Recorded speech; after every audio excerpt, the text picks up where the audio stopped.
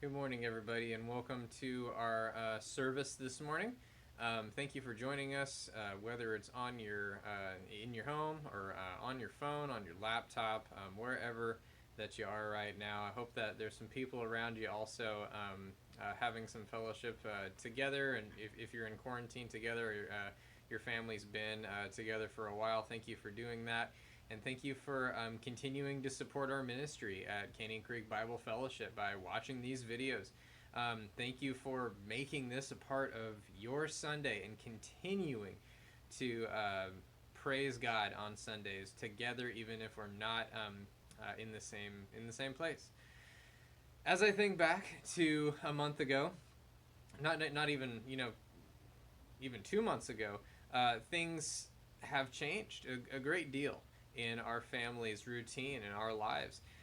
For example, I'm getting used to talking to a camera instead of actual people every Sunday. Um, you don't see the outtakes, but it's usually several minutes of me trying to reset the camera and make sure that I'm actually in frame. And half the time, I don't even know if I'm in frame. It's just me down here talking to you in my basement. Um, so just so many things have changed for all of us. Whatever profession that you're in, whatever your family does for fun, everything has changed in the past couple months. And about 3 weeks ago, I decided to just take a psalm break. I had been pushing on, pushing forward in God's word, and I just felt like it was time to get a little bit of rest. And to me, Psalms is rest. And we talked about the fact that Psalms is truly a place where you can go to find some spiritual renewal, to have God kind of pour into you again and finally find some rest. And I talked about my own struggles with going through rest and the fact that the world doesn't like it when you try and rest. Um, you'll even almost be guilt tripped into this doing more things equals I am somehow closer to God mentality, or I'm somehow doing the right thing. And so I talked to you a little bit about my struggles with that last week, and we shared a good Mother's Day together. Um, Now, this week, I want to talk to you about peace. Because what do I mean by rest? Rest and peace are equal parts, kind of the same thing. They're cut from the same cloth, in my opinion. And the problem is that we view both of them differently. For example, especially in our American culture, we view peace as a way of being and rest as a thing that you do intermittently between big moments in your life. For example, you probably, I did a couple sermons a little while ago about taking a Sabbath or establishing a family Sabbath. And we're actually going to come full circle to that starting next week. I'm going to be starting a new series called Who Was Jesus Really? And it's going to talk about all of those different fruits of the Spirit that we actually see from Jesus so that we can reflect on them themselves. But Jesus was actually a restful person. And a restful person doesn't mean that you are good at napping. You're good at falling asleep at night. Being a restful person doesn't mean that you have the right mattress. If you're like me and you've been listening to a lot of podcasts and a lot of Spotify radio and things like that, every other commercial, it seems, is for this mattress that's supposed to provide you with the best night's sleep that you've ever had. And somehow they're trying to sell you rest. But you can't sell rest. You can sell a mattress for someone to sleep on, but sleep sometimes is not rest. If you're woken up and kind of realize that, I didn't really get any sleep last night, it just feels like I wasn't restful. Sleep and rest are different. So I think we need to establish that a person of peace is a person that is restful. And for me this last week, the Psalms did that for me. So today I'm going to talk to you about a couple ways that you can be someone that embodies that restful and peaceful mentality, and that you can get the most out of your last week in a trip through Psalms. So here's a couple Psalms to look at this week. I'm going to start in Psalm 4, first of all. And in my Bible, at least, it is listed that it's for the director of music with stringed instruments, a Psalm of David. Answer me when I call you, my righteous God. Give me relief from my distress. Have mercy on me and hear my prayer. How long will you people turn my glory into shame? How long will you love delusions and seek false gods? Know that the Lord has set apart his faithful servant for himself. The Lord hears when I call to him. Tremble and do not sin when you are on your beds. Search your hearts and be silent. Offer the sacrifices of the righteous and trust in the Lord. Many, Lord, are asking, who will bring us prosperity? Let the light of your face shine on us. Fill my heart with joy and fill my heart with joy when their grain and new wine abound. In peace I will lie down and sleep. For you alone, Lord, make me dwell in safety. If you're like me, I like to read things over and over again. So this week, go ahead and read through this psalm again. It's Psalm 4. Why did I pick that psalm? You might have heard a couple things. The last verse, verse 8, is in peace I will lie down and sleep. For you alone, Lord, make me dwell in safety. Now, there's a few things that we'll talk about next week in order to make your life more peaceful, because that's one of the fruits of the Spirit. But before we do that, we're still in Psalms, and I want to kind of stress that the reason that this was written is to emphasize rest apart from sleep. So the first step to being a peaceful person is be a restful person. And it says this, and I lost my place. Answer me when I call you, my righteous Lord. Give me relief from my distress. Have mercy on me and hear my prayer. And then later it says, know that God, verse 3, know that God has set apart his faithful servant, you, for himself. The Lord hears when I call. Tremble and do not sin. Search your hearts and be silent. Trust in the Lord. Now, when you trust on something, the thing you probably trust in the most, you don't really know it. You don't notice it ever. We trust in chairs. And this is weird. What I like to say is that whenever you're sitting down, you're actively at rest, because usually when you sit down, and especially if you're students in a classroom or myself working behind me and that kind of thing, I'm active.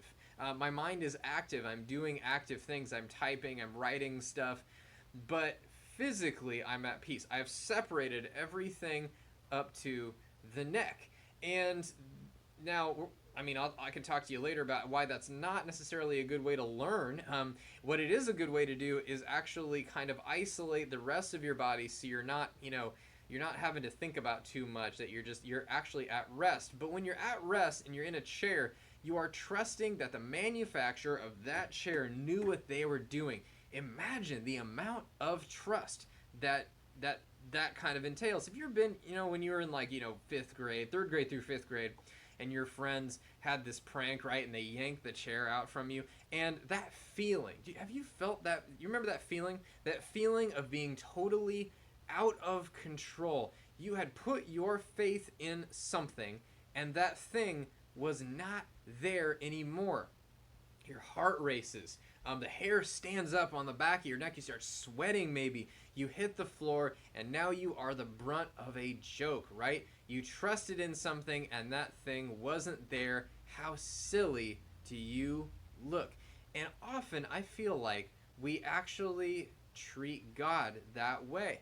We actually offer up prayers to God throughout the week about doing things for us. Or maybe it's to heal someone or make this day better. Or for me the other day it was, can you please help this child to sleep?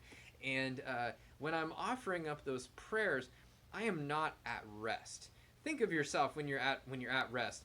When you're at rest, you're completely trusting that everything else around you is going to be okay, that your life is filled up and you are content in that moment. You can't rest, can you?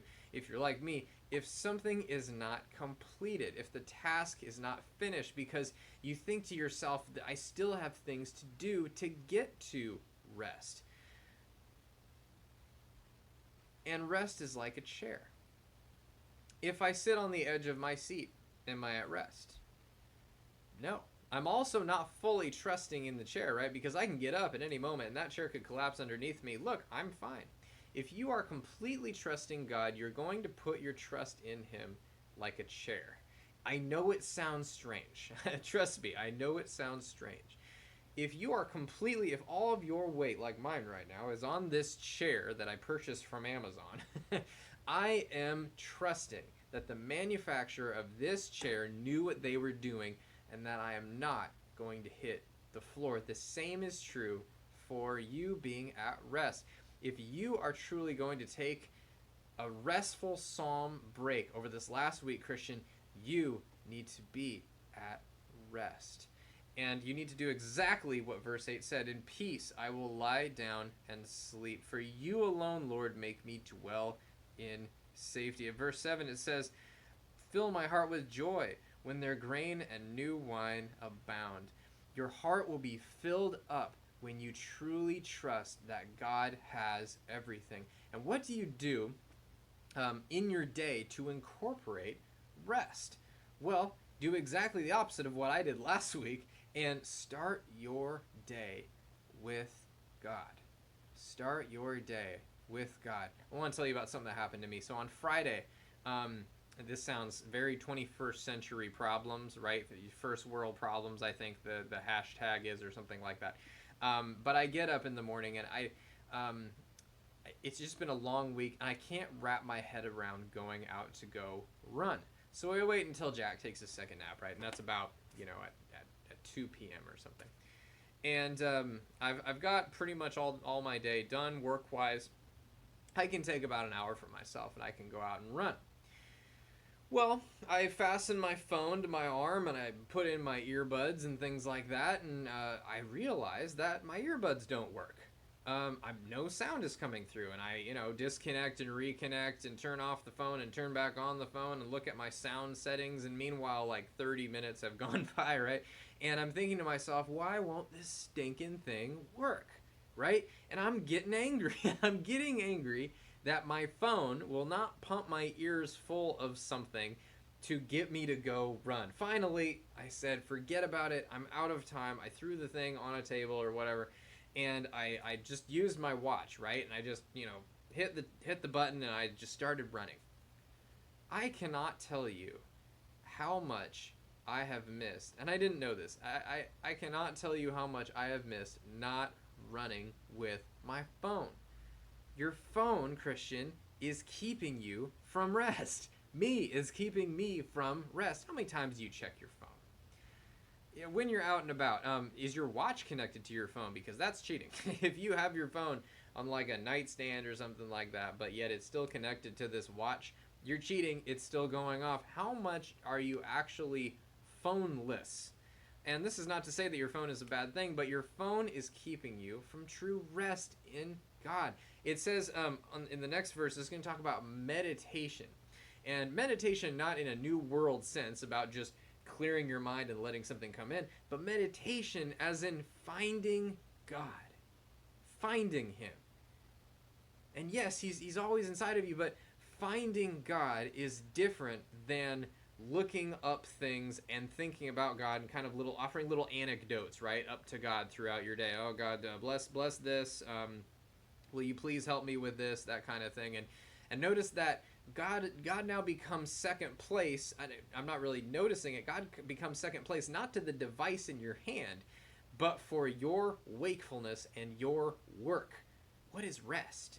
Put away that phone, Christian, and rest once a day. And that's what I did. I actually put it on a shelf. I went out and I noticed that for the first time, and I always thought I couldn't do this, for the first time in a long time, I began to offer up praises to God. And they weren't conversations. Have you ever just talked at God? If you talk at someone, think about talking at your best friend. You're sitting there on a park bench or, in a restaurant, a coffee shop when this all is over, and you're talking to your best friend, right? If you're talking to your best friend, do you just talk? Do you talk at your best friend? You probably don't have a best friend if you talk at your best friend. Have you ever just sat in silence and had community with that friend across the table from you? Maybe they say something and you go, yeah, that's right, I remember that. I remember when that happened. Did that get awkward just now when you thought like that? Did it get awkward when I stopped talking? If so, do what I did. Leave your phone somewhere and go be silent. Be with God. I was silent with God on Friday for an hour. I went and ran for an hour. And you know what? It was the most peaceful hour I have had in weeks. I ran through this natured area down this the logging road path in Canby, and there's trails that connect to that. So I was running around the trails and stuff. And the weirdest thing happened. I noticed stuff that I never noticed before. First of all, I didn't notice that I didn't have anything in my ears. That was no problem for me at all. I did not offer up a single word to God. I didn't talk at him. For the first time all week, I didn't talk at God. And you know what happened when I stopped talking at God? I stopped, laying out my life before God. God talked to me. For the first time in weeks, God was able to break through my exterior and talk to me. And he talked to me for a whole hour. He brought feelings, images, memories of stuff. Did you know that God he's not always in business mode? God isn't always in business mode. He showed me things from my past. He talked to me about things that I'd been through. And don't you remember when this happened? And everything was for a purpose. At the end of the run, I realized some of the reasons why he had brought these things to me, and I'll share some of that with you next week. But God talked to me for an entire hour. And after that hour, I was tired physically, but I was renewed spiritually. I felt truly rested. I felt rested after a run. And you can too. You can feel rested just as I felt rested. The second psalm I want to share with you today about being at peace with God, before God, is Psalm 40. The second thing that I notice that I do throughout the week is I get on vendettas. And I don't mean that negatively. I don't mean that I'm getting angry about every little thing. But as a teacher, I'm having to deal with students, parents, administration, upper administration, my own team. There's different meetings at different times of day. Sometimes those meetings get scheduled over when I should be in dad mode, that kind of thing. It's getting kind of difficult right now. And I will camp on various things throughout the week, that bug me. Just get under my skin, right? And maybe in those moments when I'm a little bit more stressed or I'm a little bit more, anxious, that kind of stuff, I'll say something. And those things aren't meant to be mean, but sometimes they're taken that way. And the world, like I said last week, the world is monitoring you. As a believer, there's people on staff, a lot of people know that I am a believer. In fact, most of the staff knows that I'm a believer. And when they see me do those things, I've always wondered, and it's probably true, that people kind of look at me and go, so it was that easy to make Jeff slip up, right? To make Jeff frustrated. It was that easy. If so, I don't know if I need his faith, because I'm already less frustrated than Jeff. Have you ever thought about that? Do people monitor you that way? And they might. If you think about it, people, if they know you're a believer, the world is waiting to see what kind of faith you've got. And if that kind of faith is the kind of faith that is just easily scratched, you're easily riled up, it's easy to get under your skin and make you frustrated, and you constantly seem to be on that level of stress all the time, the world might say, I don't know if I need that thing that person has. I'm already a little bit on edge myself, and they seem on edge. This verse really spoke to me. Psalm 40, for the director of music of David, a psalm. I waited patiently for the Lord. I'm not good at waiting patiently. This actually reminded me of Elijah, when we talked about Elijah. God put him in the face of the rock, if you remember, and he passes by. But before he passes by, he makes a lot of things happen, right? Because God can affect change everywhere. And he has a thunder, and he makes lightning, and he makes a fire, and he makes an earthquake. And then God comes, and Elijah notices that God is not in any of those other wild and crazy things. God is silent. I waited patiently for the Lord. He turned to me and heard my cry. He lifted me out of the slimy pit, out of the mud and mire. He set my feet on a rock and gave me a firm place to stand. He put a new song in my mouth, a hymn of praise to the Lord.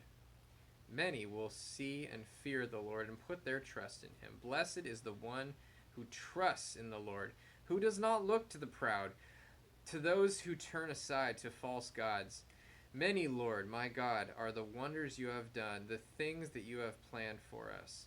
No one can compare with you.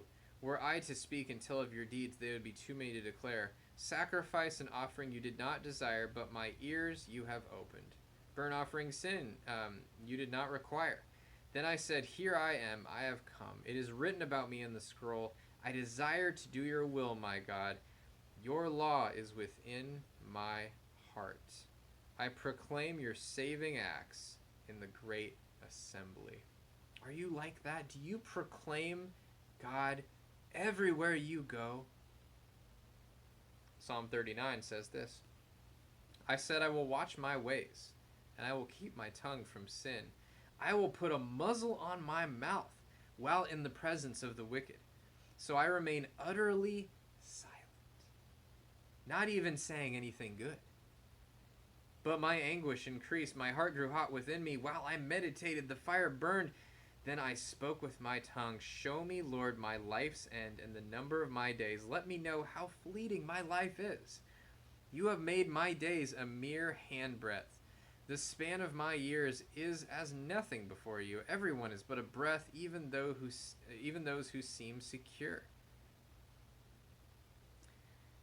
This really struck me, the relationship between Psalm 40 and Psalm 39. Psalm 40 talks about offering praise daily with everything that you do. It says, your law is within my heart. I know where I stand with my God, and I know, and he's regulating the things that I'm doing with my life so that I am a peaceful individual.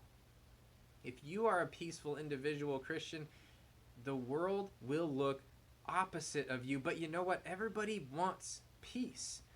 Everybody wants rest and peace. And in 39 it says this, I will watch my ways and keep my tongue from sin. While in the presence of the wicked, I will remain utterly silent, not even saying anything good. And I love that David doesn't just stop there. He understands how hard that is. Because if you've been in a group organization, in meetings, that kind of thing, where something gets said, right, and it just kind of rubs you the wrong way, and that feeling builds, or someone has wronged you, and it's all you can think about, and you've forgiven them maybe you have forgiven them, but they continue to just do stuff, right? They continue to just poke at the wound and make it fester and that kind of thing. And David says, in verse 3 of 39, my heart grew hot within me. While I meditated, the fire burned. And then he speaks. But this is what he says. He doesn't err to the side of sinning. He says this, show me, Lord, my life's end. Basically, show me, God, how inconsequential this decision is. Or, do you see this thing, God, that's happening right now that gets me really riled up and really fired up, God? Show me how trivial it is. Show me how short my life actually is. And when I understand that, I'll understand that everyone around me has a short lifespan too. Why am I spending it arguing? Why am I not spending it at peace? And when you start to think that way, the urgency of peace, and that sounds weird, right? The urgency of peace begins to take hold. The urgency of peace is this, Christian. We have the ultimate peace, but Everybody that you see around you, those people that just get under your skin, you can't believe they're making these decisions. And I'll give you an illustration here in a second. You can't believe they're making these decisions. They make you so angry. How trivial is that when you're talking about people created in the image of God who don't know him? I don't know when this world will end, Christian, but I know that it's ending soon. And I also know the end of the story. And you do as well. And those people that are getting under your skin, that are making you so angry that sometimes you snap at, maybe, if you're like me. Sometimes it just doesn't work out and you just say something, right? You have to get a word in edgewise. Those people are about to be eternally separated from God. And how can I spend a single minute of my time not at peace before my God so that I can help these people? These people don't need my anger. They need my peace, right? They need my peace. Now, we'll elaborate on this, of course, next week when we talk about the history and the who Jesus actually was. But I had to ask you that question. When it says, I will put a muzzle on my mouth, he means it. David means that he's not going to focus on trivialities. And this is someone who became a king.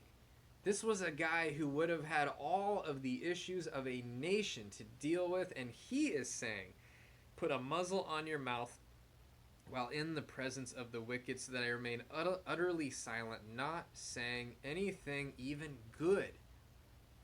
So when that kind of thing happens, and when those people get on your nerves, I understand. Don't even say anything good. When you do say something, let it be to your God.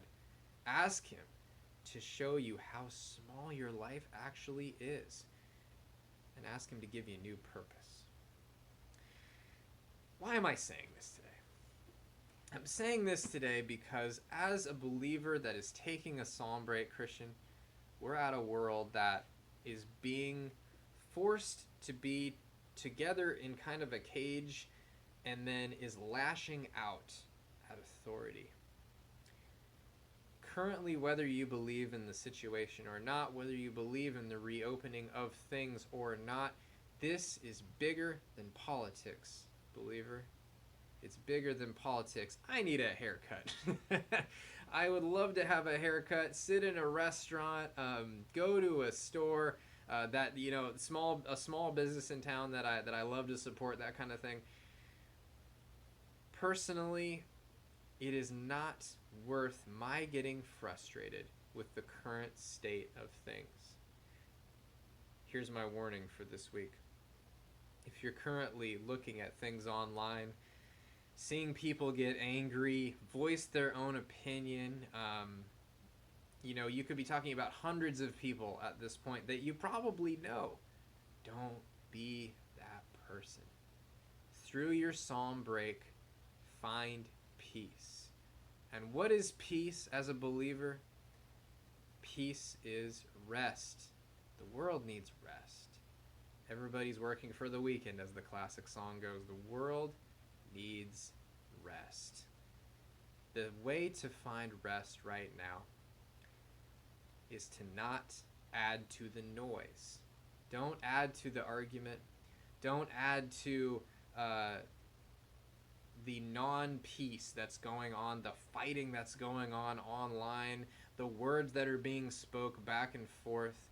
Ask God to give you rest, to give you peace, to fill your soul with streams of living water, and then to give you new perspective.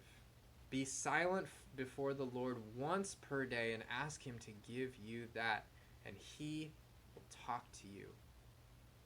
He will talk to you, Christian. And he will let you know that the world is coming to an end soon.